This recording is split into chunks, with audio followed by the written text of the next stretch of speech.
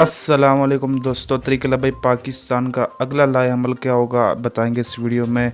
इस हवाले से हमारे सामने एक बड़ी न्यूज़ आई है कि तरीक़े-ए-लबैक पाकिस्तान मरकज़ी शूरा ने इजलास तलब किया है आज शाम को, जिसकी क़यादत अल्लामा हाफ़िज़ साद हुसैन रिज़वी करेंगे। जो ज़िमनी इलेक्शन का रिज़ल्ट है उसके हवाले से ये इजलास बिठाया जाएगा और फिर ये अगला लाए अमल का ऐलान करेंगे। जो भी लाए अमल होगा शाम तक इसका लाए अमल मुतवक्के है, तो अब शाम तक इंतज़ार करें, इंशाल्लाह लाए अमल ज़रूर आएगा। तो कारकुन अपने हौसले बुलंद रखें। और एक और बात मैं आपको कहना चाहता हूँ कि तरीक़े-ए-लबैक पाकिस्तान को कुछ लोग जो छेड़ते हैं, जो पीटीआई नून लीग वाले जो छेड़ते हैं, उनके लिए एक जवाब है जो कि बाबा जी दे गए थे हमें, कि बाबा जी ने फरमाया था कि जो भी आपके रास्ते में बंदा आए जो छेड़े आपको तरीक़े-ए-लबैक को कि मौलवी ऐसे हैं, तो बाबा जी ने आगे से क्या जवाब उनको दिया था कि रास्ते का कांटा है, ये तो आएंगे ज़रूर, क्योंकि हमें दीन तख्त पर लाना है। तो हम दीन तख्त पर लाने के लिए जद्दोजहद करनी पड़ेगी।